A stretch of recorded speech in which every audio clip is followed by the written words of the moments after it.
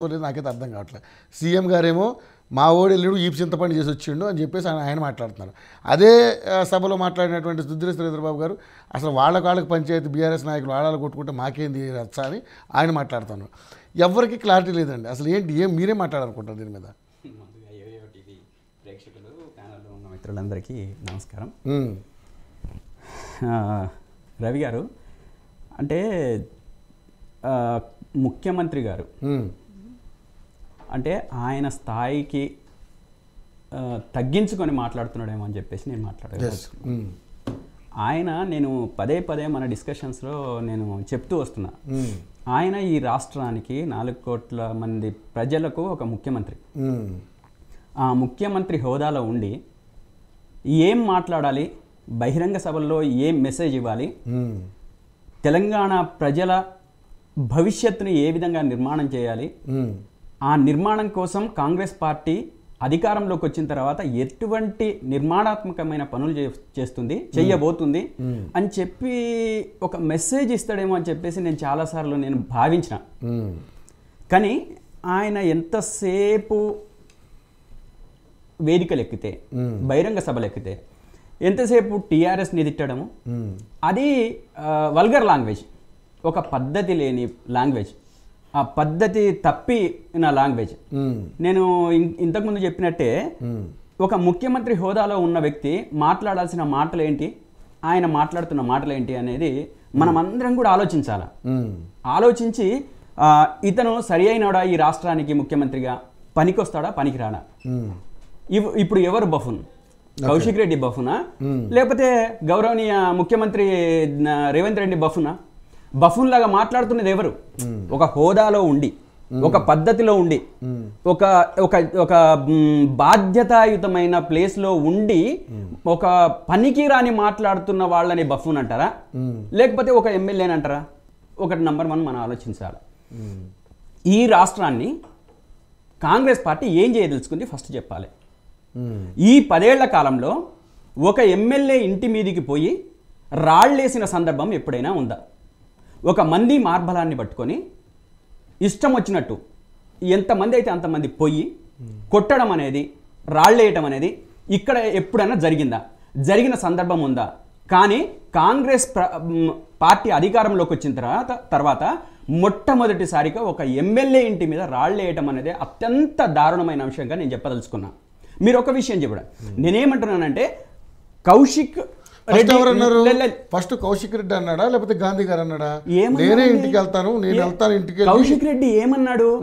నేను గాంధీ గారి ఇంటికి వెళ్తాను, ఒకవేళ తను మా ఇంటికి మా పార్టీ మనిషి అయితే అంటున్నాడు కాబట్టి నేను తన దగ్గరికి వెళ్తాను, తనని తీసుకొని ఒక కండవా కప్పి మా ముఖ్యమంత్రి గారి దగ్గర, మా కేసీఆర్ గారి దగ్గర తీసుకెళ్తానని చెప్పేసి మర్యాదగా మాట్లాడండి. ఎక్కడ అమర్యాదగా మాట్లాడలేనే.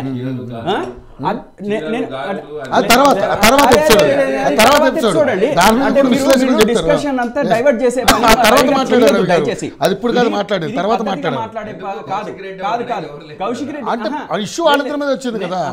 ఇక్కడ చూడండి. సరే, పార్టీలు అన్న తర్వాత, రాజకీయాలు అన్న తర్వాత సవాళ్ళు ఉంటాయి, ప్రతి సవాళ్ళు ఉంటాయి, గొడవలు ఉంటాయి, ఏదో ఉంటాయి. ఉన్న తర్వాత కౌశిక్ రెడ్డిని పోలీసులు ఏం చేశారంటే హౌస్ అరెస్ట్ చేశారు. చాలా దట్స్ గుడ్, నేను కాదనట్లేదు. ఎందుకంటే ఉద్రిక్తలు కావద్దు, గొడవలు కావద్దు అనేది సదుద్దేశం పోలీసులది, ప్రభుత్వాన్ని సదుద్దేశం. నేను దాంట్లో ఎటువంటి నేను కాదనట్లేదు. అదే సందర్భంలో 3 పోలీస్ స్టేషన్లు దాటేదాకా గాంధీ గారిని ఎందుకు ఆపలేదు? ఈ ప్రభుత్వం చేతైన ప్రభుత్వమా, చేతగాని ప్రభుత్వమా? కౌశిక్ రెడ్డి ఇంటి మీద దాడి చేయడానికి పోతుంటే నేను అంటున్నా, ఏం పెట్టుకున్నారు చేతులకి? నేను అడుగుతున్నా, ప్రభుత్వం ఏం పెట్టుకుంది? ఏ విధంగా ఆలోచిస్తుంది? ఈ రాష్ట్రానికి, ఈ సమాజానికి, ఈ 4 కోట్ల మంది ప్రజలకి ఏం చెప్పదలుచుకుంది? అంటే ఇట్లాంటి దాడుల్ని కొనసాగిస్తామని చెప్పదలుచుకుందా? ఖచ్చితంగా మేము కొట్టుతామని చెప్పేసి మాట్లాడదలుచుకుందా? ఈ రోజు ఒక ముఖ్యమంత్రి హోదాలో ఉండి వేదిక మీద కొట్టినరు, చింతపండు చేసిండ్రు, చింతపండు చేస్తా, ఇవే ముఖ్యమంత్రి గారు మాట్లాడేది? ఇదే నేర్పాల్సిన భాష? నువ్వు మాట్లాడాల్సిన పద్ధతి ఇదా? ఒకవేళ ఒక పెద్ద మనిషి హోదాలో ఉన్నావు కాబట్టి, ఒక బాధ్యతాయుతమైన స్థానంలో ఉన్నావు కాబట్టి, ఒకవేళ అనుకోకుండానో ఒక ఘటన జరిగితే, ఒక తప్పు జరిగితేనో పొరపాటు జరిగితేనో సరిదిద్దాల్సిన బాధ్యత ఆ బాధ్యతగా ఉన్న ఒక మనిషికి ఉంటుంది. ఇక్కడ ఒక ముఖ్యమంత్రి అంత బాధ్యతారహితంగా ఉండడమా, ఇంత దారుణంగా ఉండడమా, ఇంత దారుణంగా మాట్లాడడమా? ఏం రెచ్చగొట్టారు బీఆర్ఎస్ వాళ్ళు? ఎవరికి? కాంగ్రెస్ పార్టీకి ఏమన్నా అన్నారా?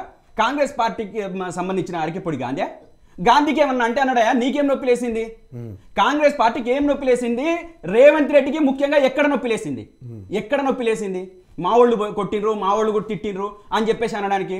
అరకెపొడి గాంధీ మావాడు కాదని చెప్పేసి దుద్దిళ్ళ శ్రీధర్ బాబు అంటారు, నువ్వేమో మావాడి అని అంటావు. సరే మీ ఓడో మావాడో వాళ్ళిద్దరు నీకు సంబంధించిన వాళ్ళు. రవి గారు, మా క్లారిటీ ఏంటంటే ఒకవేళ కాంగ్రెస్ పార్టీకి ఆయన దగ్గర కాదలుచుకుంటే మేము ఒకటే చెప్పదలుచుకున్నాం, టిఆర్ఎస్ పార్టీకి రాజీనామా చేసుకొని దమ్ము, ధైర్యం, నీతి, నైతికత, సిగ్గు, లజ్జ, మానం, మర్యాద ఏమాత్రం అరకెపొడి గాంధీకి ఉంటే రాజీనామా చేయాలి. రాజీనామా చేసి నువ్వు ఏ ఆటని ఆడుకో, మాకేం సంబంధం లేదు, మాకేం అవసరం లేదు.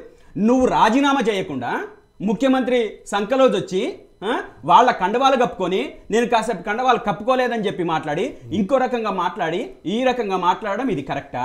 అదే విధంగా ఒక్కొక్కళ్ళ క్లారిటీ లేదండి కాంగ్రెస్ పార్టీలో, ఒక్కొక్క రకంగా మాట్లాడతారు.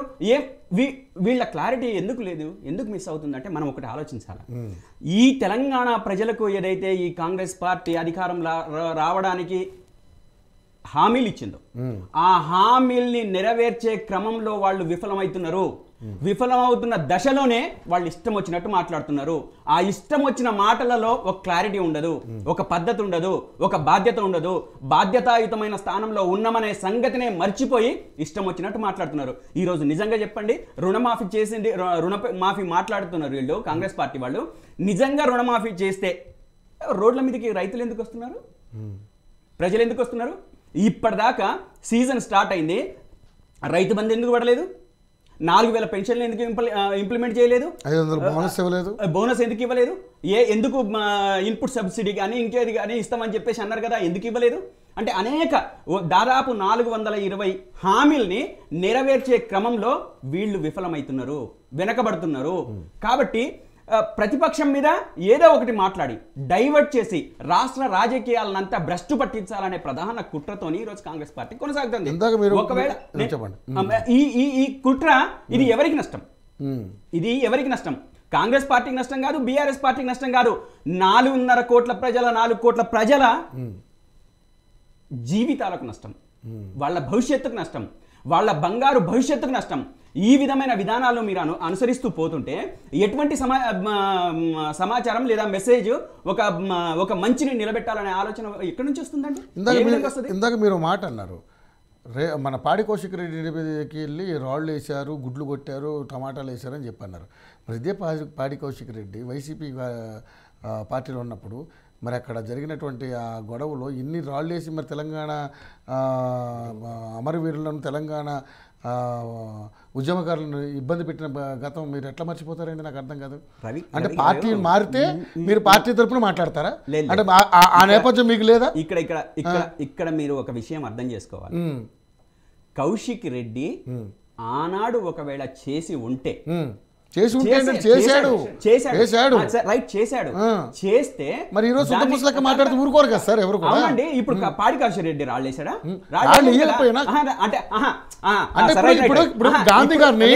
గాంధీ గారిని నువ్వు ఆంధ్రోడివి, నువ్వు తెలంగాణోడు కాదు, నువ్వు ద్రోహివి, నువ్వు తెలంగాణ ద్రోహివి అని మాట్లాడుతున్నప్పుడు మరి ఆయన అలా మాట్లాడొచ్చా అనేది అడుగుతున్నారు వీళ్ళు. రవి గారు, ఇక్కడ మీరు అబ్జర్వ్ చేయాల్సింది ఏంటంటే వాళ్ళ యాటిట్యూడ్ ని బట్టి ఎదుటి వాళ్ళ మాటలు వస్తుంటాయి. అంశాలు చేసింది మీరు, ఎవరు? పాడి కౌశిక్ రెడ్డి గారు చేశారు.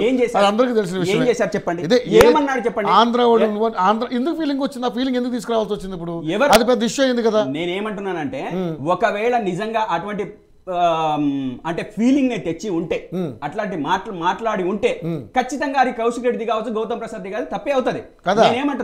నేనేమంటున్నానంటే కానీ అక్కడ ఉన్న ఒక సందర్భం జరుగుతున్నప్పుడు, అదే విధంగా ఆ సందర్భం ఇంకో సందర్భానికి ముడిపెట్టి ముందుకెళ్తున్నప్పుడు ఆ భావోద్వేగాల మధ్య అంటే అనిండొచ్చు.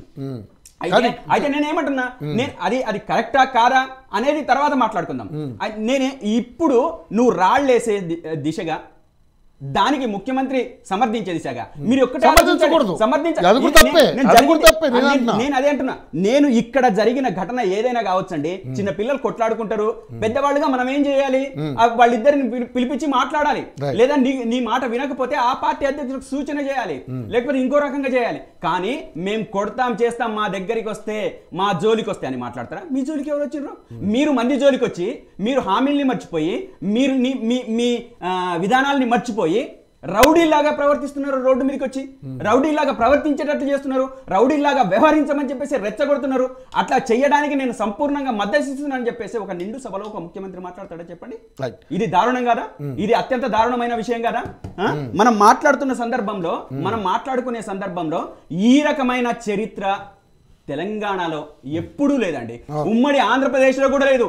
ఎంత వైరమున్నా ఏ రకంగా ఉన్నా కానీ ముఖ్యమంత్రులు ఏదైనా ఒక పార్టీ కార్యకర్తల మధ్య, నాయకుల మధ్య, లేదా ఎమ్మెల్యేల మధ్య ఏదైనా పొరపాచాలు వచ్చి ఉంటే దాన్ని ఎక్కడ కూడా వాళ్ళు కామెంట్ చేయకుండా దాన్ని సద్దమణిగింప చేయడమో లేదా సరి చేయడమో లాంటివి చేసింది. కానీ రైట్, మా వాళ్ళు వస్తారు, మా వాళ్ళు కొడతారు, వచ్చింది మా వాళ్లే, చేసేది మా వాళ్లే, చేస్తారు భవిష్యత్తులో అని చెప్పేసి మాట్లాడతాడండి. ఎంత సిగ్గులేని పని అండి, ఎంత సిగ్గులేని మాటలండి. ఈ సమాజానికి నువ్వు ఇచ్చే మెసేజ్ ముఖ్యమంత్రి గారు మాట్లాడొద్దు కదా, మాట్లాడొద్దు కదా. ఈ రకమైన మాటలు మాట్లాడి దీనికి ఈ రోజు కాంగ్రెస్ పార్టీ ఒత్తాస పడుతుందా? సిగ్గుందండి, సిగ్గుందా? కొంచెం సిగ్గు, మానం, మర్యాద అనేది ఉండాలి. అంటే నేనేమంటున్నానంటే తప్పుని తప్పుగానండి. అది మా కౌశిక్ రెడ్డి చేసినా, ముఖ్యమంత్రి చేసినా, లేకపోతే ఇంకొకళ్ళు చేసినా తప్పుని తప్పేనండి. మంచిని మంచి అంటే చెడుని చెడనండి. ఆ చెడు అనే దాంట్లో మంచిని మంచి అనేది ఎవరినైనా అప్రిషియేట్ చేస్తారు. కానీ నువ్వు ఒక ముఖ్యమంత్రి హోదాలో ఉండి ఇష్టం వచ్చినట్టు మాట్లాడి రెచ్చగొడితే ఈ తెలంగాణ రాష్ట్ర భవిష్యత్ ఏం కావాలి? నేను ఒకటేమంటున్నానంటే రవి గారు, రేపు రాబోయే రోజులలో కాంగ్రెస్ పార్టీ శాశ్వతమా? రాసుకొని వచ్చిందండి, ప్రభుత్వంలోకి వచ్చింది. ఎవరు శాశ్వతం? మేము శాశ్వతమా? వాళ్ళు శాశ్వతమా? లేదా ఇంకో పార్టీ వస్తే అది శాశ్వతమా? అది శాశ్వతం కాదు. ఒకటే శాశ్వతం, తెలంగాణ రాష్ట్ర ప్రజల ఆకాంక్షలు, భవిష్యత్ అనేది శాశ్వతం. ఈ శాశ్వతాన్ని నిలబెట్టాల్సిన బాధ్యత ప్రభుత్వాల మీద ఉంది. ఈ ప్రభుత్వంలో ఉన్న పెద్ద మనుషుల మీద ఉంది. ఈ దాన్ని నష్టం చేసేటట్లు, ఈ దాన్ని అగౌరవపరిచేటట్లు, ఈ దాన్ని నాశనం చేసేటట్లు, మొత్తం ధ్వంసం చేసేటట్లు కాంగ్రెస్ పార్టీ ముఖ్యమంత్రి మాట్లాడతాడు. దానికి అనుకూలంగా వత్తాసంగా వాళ్ళ క్యాడర్ మాట్లాడితే మీరు ఏమి ఇవ్వదలుచుకున్నారు?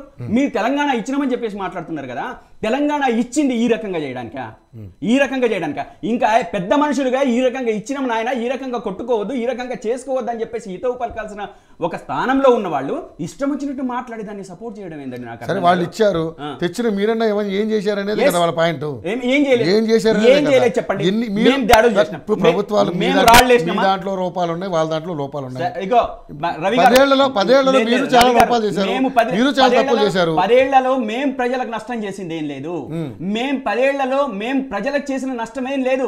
మీరు గమనించండి, మా పథకాలు కావచ్చు, మా విధానాలు కావచ్చు, ఇంకా వేరే రకం కావచ్చు, ప్రతిదీ కూడా ప్రజలకు మేము అనుకూలమైన విషయాలు తీసుకొచ్చినాం. కానీ ప్రజల్ని దోచుకునే పని కానీ, అంటే మేము హామీల్ని వెనక్కి తీసుకునేటట్లు మేము అమలు చేయకుండా మేము ఏదైతే ఎన్నికల్లో చెప్పినామో, మేనిఫెస్టోలో చెప్పినామో, ఆ మేనిఫెస్టోలో చెప్పిన దాదాపు అన్ని అమలు చేయడానికి మేము ప్రయత్నం చేసినాం. కానీ వచ్చిన 3 నెలలకే మేము వెన్ను చూపేసి మేము మా దగ్గర అది లేదు ఇది లేదు అని చెప్పేసి అని ఈ రోజు 32,000 కోట్ల రూపాయలు, 42,000 కోట్ల రూపాయలు అప్పు చేసి కూర్చున్నారండి. 72,000 కోట్ల రూపాయలు మేము 10 ఏళ్ల కాలంలో చేసిన దానికి ముడిపెట్టి మొన్న ఎలక్షన్స్ లో ఇష్టం వచ్చినట్టు మీరు ప్రజలు దోచుకోవచ్చు కానీ రాష్ట్రాన్ని అయితే దోచుకున్నారనేది అందరూ మాట్లాడుతున్నాం. ఏం దోచుకున్నామండి? ఎన్ని రకాలు చేశారు మాట్లాడదానికి డిస్కషన్ వస్తుంది. అంటే టాపిక్ ని మీరు డైవర్ట్ చేస్తున్నారు. నేను డైవర్ట్ చేయట్లేదు. దోచుకునే విషయాన్ని చెప్తున్నా, మేము దోచుకున్నాం ఒక క్రైటీరియా అయితే, దోపిడీయే ఒక క్రైటీరియా అయితే కాంగ్రెస్ పార్టీ అంతా దోచుకున్న పార్టీ ఇంకొకటి లేదు.